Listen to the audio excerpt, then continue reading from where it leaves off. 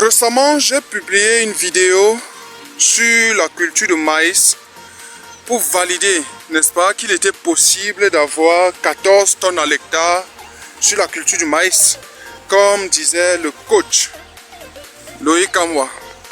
Oui, cette vidéo a eu beaucoup d'interactions aussi, certainement comme celle que je vais également proposer aujourd'hui. Il est effectivement possible.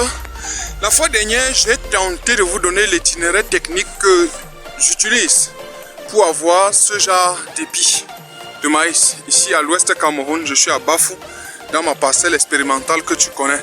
Parce que à cette période, le maïs n'était pas encore bien grand.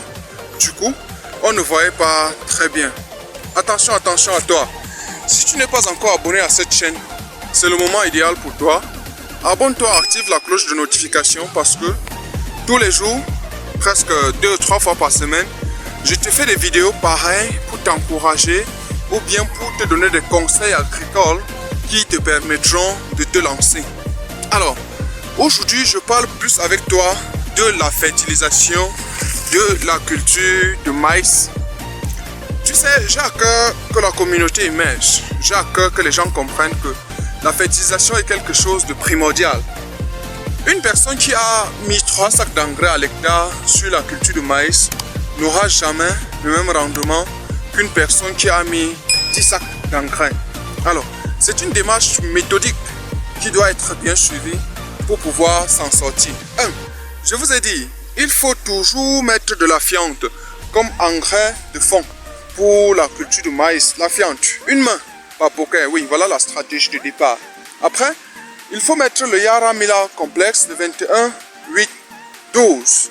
C'est un engrais granulé qui permettra à ta plante de beaucoup végéter. Oui, puisque le maïs est ici une culture céréalière qui a besoin de cette végétation afin de faire une grande photosynthèse. Et donc, produire densément le maïs comme ce que tu vois ici. Bien, la densité, je ne vais pas trop parler de ça. Après, donc, l'engraissage de fond ou bien l'engrais de fond et le Yaramila complexe, la prochaine étape, c'est naturellement un autre engrais riche en potassium. Oui, c'est ça qui va faire que ton maïs ait ses grosseurs. Oui. Alors, je t'ai dit dans la vidéo précédente que moi, j'utilise le 12-6-20. Waouh!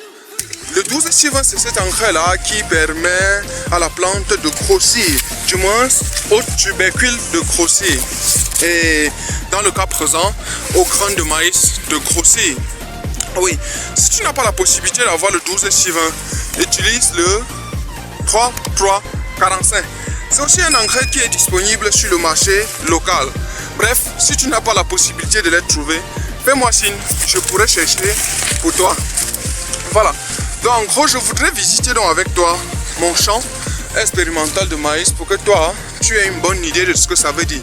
À la fin, ou bien dans un mois, je vous ferai une vidéo pour exactement donner le tonnage que j'ai eu ici. Ça te permettrait exactement de comprendre qu'il est possible, avec des itinéraires techniques que je propose, d'avoir 14 tonnes à l'hectare. Voilà, le premier moyen pour le faire, c'est de suivre l'itinéraire technique et bref aussi des densités. Quand je dis que je ne vais pas parler de ça, ça veut dire que ça n'impacte pas.